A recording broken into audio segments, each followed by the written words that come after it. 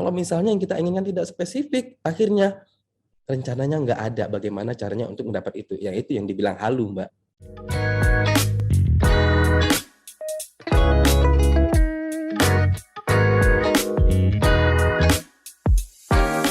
Nah, kalau menurut dokter, ini gimana nih, Dok? Kenapa kita selalu fokus ke hal-hal yang besar gitu ya? Padahal kan hal-hal kecil juga seperti kata dokter tuh bisa gitu kita menjadi sumber kebahagiaan kita lah gitu.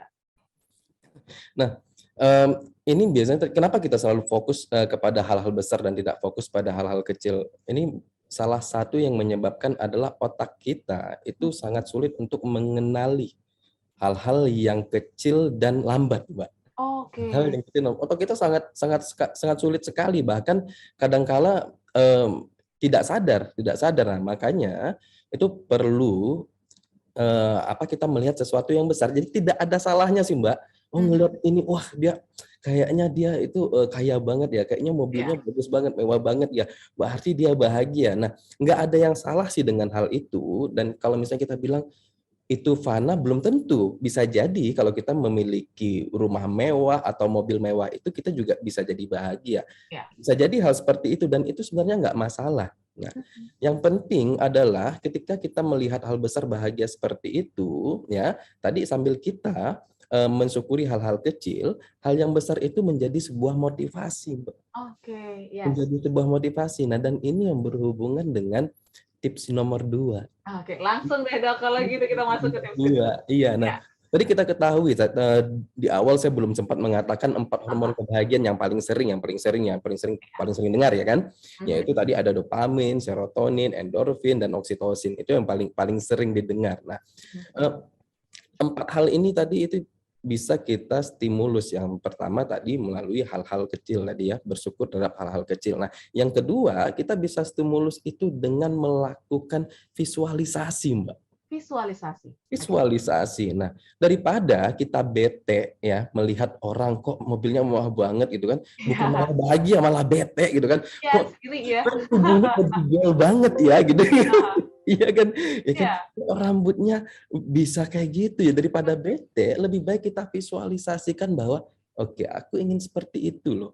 Aku ingin seperti itu dan visualisasikan. Kalau aku seperti itu, seperti apa ya rasanya ya? Kapan ya kira-kira aku bisa mendapatkan hal itu? Nah, pada saat kita memvisualisasikan, ya itu yang bagian otak, bagian saraf yang bertanggung jawab itu sama, Mbak, sama dengan apabila kita sudah mendapat hal itu.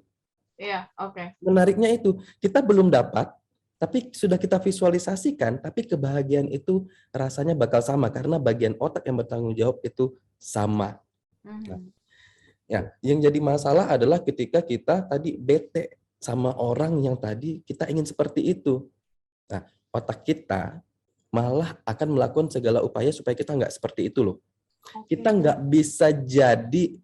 tidak bisa bahagia dengan menjadi orang yang tidak kita sukai. Ya.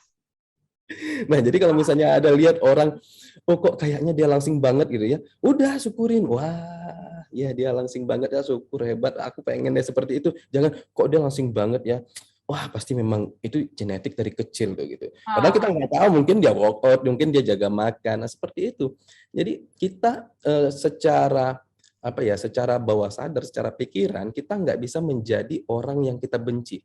Makanya kita perlu visualisasi untuk mendapatkan apa yang kita inginkan. Nah, pertanyaannya adalah, saya sudah visualisasi, Dok. Yes. Kok nggak dapet? Nah, ini halusinasi kalau anak-anak zaman now ngomongnya, Dok.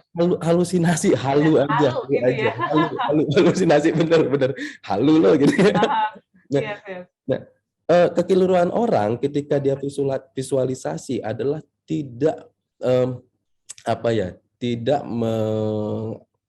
istilahnya seluruh panca inderanya itu tidak serta-merta berpartisipasi.